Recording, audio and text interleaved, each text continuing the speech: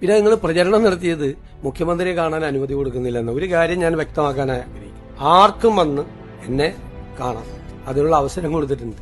നിങ്ങൾക്കറിയാലോ, ആയിരക്കണക്കിന് ആളുകളാണ് കാണാൻ വരുന്നത്, 10,000-കണക്കിന് പരാതികളാണ് കിട്ടുന്നത്.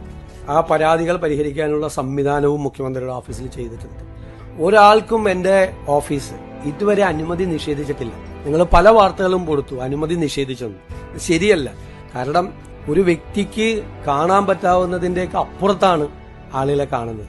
തീരെ സാധാരണക്കാരും പാവപ്പെട്ടവരുമായ ആളുകൾ കേരളത്തിന്റെ വിവിധ ഭാഗങ്ങളിൽ നിന്ന് വരികയാണ്. PSC പരീക്ഷയിലെ റാങ്ക് ലിസ്റ്റുമായി ബന്ധപ്പെട്ട ആളുകൾ, ആശ്രിത നിയമനത്തിന് വേണ്ടി വരുന്ന ആളുകൾ, ബാങ്ക് ജപ്തിയുമായി വരുന്ന ആളുകൾ, ഏറ്റവും സാധാരണക്കാരും പാവപ്പെട്ടവരുമായ ആളുകളെ മുതൽ ബാങ്കുകളുടെ പ്രതിനിധികൾ, സംഘടനകളുടെ പ്രതിനിധികൾ, കേരളത്തിൽ ഇൻവെസ്റ്റ്മെന്റ് നടത്താൻ വേണ്ടി താല്പര്യമായിട്ട് വരുന്ന ആളുകൾ ഉൾപ്പെടെയുള്ള മുഴുവൻ ആളുകളെയും കാണുന്നുണ്ട്.